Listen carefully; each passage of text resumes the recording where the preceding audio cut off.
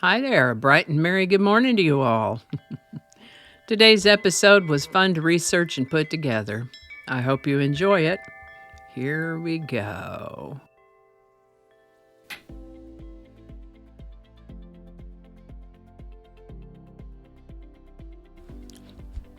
Hi there, and welcome to This Day in History for January 22nd. January 22nd is the 22nd day of the year in the Gregorian calendar, with 343 days remaining to the end of the year, 344 if it happens to be a leap year.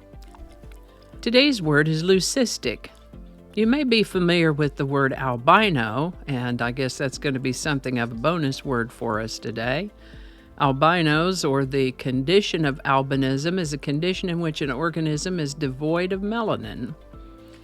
This is caused by genetic mutation that results in the absence of a particular enzyme that's required to produce melanin pigments. Any creature can be albino, whether human, birds, mice, rabbits, snakes, hedgehogs, whales. An albino can still produce carotenoid pigment, which is why you might see an albino with a little golden brown coloring, like this hedgehog or these zebras. They just can't produce melanin. Unfortunately, that lack of melanin affects the eyes in such a way that truly albino creatures, don't see very well, and some of them in the wild don't survive very well. In the case of leucism, some pigmentation remains. This lion, for example, whose eye and lip color is still there. Leucism may manifest in a speckled or piebald effect, as with this pigeon, this robin, this cardinal. Isn't that pretty? Or this squirrel. Leucism is a partial loss of all types of pigmentation, including carotenoids, causing white coloration, white patches, spots, or splotches on the skin or fur. Leucism is discernible from albinism because leucism does not affect the pigment cells in the eyes, but as with albinism, is caused by a genetic mutation that results in the absence of a particular enzyme that is required to produce melanin pigments. Since we sort of roped albino and albinism into our discussion of leucism and leucistic, I'll tell you that the word albino comes to us from Spanish, Portuguese, Latin before that, where it meant white. First known use of the word albino was in the 1700s. Finding etymology for the word leucistic was challenging, but I was able to track down that Luke, or leuco is a word that comes to us, it's a word part that comes to us from Greek, and it means white. First known use of the word leucistic or leucism is in the 1800s.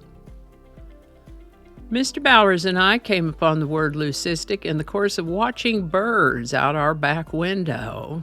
Whenever we see a bird that we don't recognize, I know you'll never guess what we do. We look it up. And if we can't find it ourselves, we'll post a picture of it to one or both of the bird groups on Facebook that we're in, and I'll leave a link to both of those for you. This is where I first encountered the word leucistic, and Mr. B thought it would be a good one for word of the day. So there you go.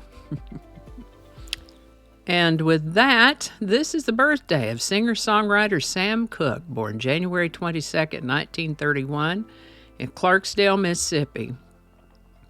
His family moved to Chicago in 1933 when he was a toddler. His dad was a Baptist minister, and Sam and his brothers and sisters sang in a choir and in a group called the Singing Children from about the time he was 6 years old. He started out making gospel records with a group called the Soul Stirrers and made the crossover to pop in 1957. Sam Cooke founded his own record label and publishing company, focusing mainly on producing singles. He had 30 U.S. top 40 hits between 1957 and 1964, and 3 more posthumously. Sadly, Sam Cooke died in 1964 under disputed circumstances. Some say self-defense, some say murder. Either way, it was a tragic loss. Sam Cooke has been called the inventor of soul music and had a great singing voice, a natural skill, and he paved the way and inspired others to come, such as Aretha Franklin, Bobby Womack, Al Green, Stevie Wonder, and a good many others. Sam Cooke was 33 at the time of his passing. Sam Cooke. The Apple Macintosh computer was introduced in an amazing Super Bowl ad on January 22, 1984. Apple's board of directors hated that ad. They didn't want to run it, but the late Steve Jobs loved it. And I'm glad he prevailed because it is an awesome commercial. I checked the link to make sure it's still on YouTube, and it is. So there's a link in the description to that commercial. Gives me goosebumps. Big stuff for free thinkers.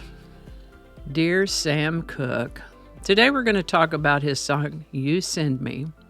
Released in 1957, You Send Me marked his transition from gospel to secular music. A couple of interesting points of trivia about this song. Sam initially gave writing credit for You Send Me to his younger brother, L.C. Cooke, in hopes that L.C. would record the song. That's sweet, trying to help his brother get a leg up in the business. The other thing is that You Send Me was the B side of the record upon which it was released. The A side was Summertime, written by George Gershwin in 1934 for the musical Porgy and Bess. Summertime is nicely done, but it turns out that the DJs preferred You Send Me, and so that's what got the airplay. The listening audiences loved it too, so You Send Me was not only his debut single, but a massive hit. Released in September of 1957, You Send Me took off right away and hit number 1, holding that spot for 2 weeks in December of 1957. Overnight, Sam Cooke went from an aspiring singer living in his producer's apartment to a big star. You Send Me hit number 1 on both the Billboard Hot 100 and Billboard's Rhythm and Blues charts. It's been covered by dozens of artists. It's named in the 500 most important rock and roll recordings by the Rock and Roll Hall of Fame, and is listed on Rolling Stone magazine's 500 greatest songs of all time, and was inducted into the Grammy Hall of Fame in 1998. You Send Me became a significant hit, and its success played a pivotal role in the development of soul music, blending elements of rhythm and blues with pop sensibilities. You Send Me by Sam Cooke. Link in the description, and I also left a link to Summertime. Well, what'd you think about all that? I hope you enjoyed today's episode. Have a wonderful day. Stay warm if it's cold where you are, and if it's hot where you are in the southern hemisphere, stay as cool as you can. Alrighty, I'll see y'all tomorrow. And I think that's going to do it for us today. Thank you so much for watching. Consider subscribing if you haven't already. Feel free to share this video with a link in your email, messaging, or social media. If you enjoy this series, you can check out the playlist that contains these videos. I'll put a link to that in the description. That playlist lives on YouTube, so for other platforms, I'll include a link to my blog page. It's called No Really. You can also find me on Rumble, BitChute, and Odyssey. All those links in that description. Alrighty, that's all I can think of right now. Thanks again, and I'll see you next time.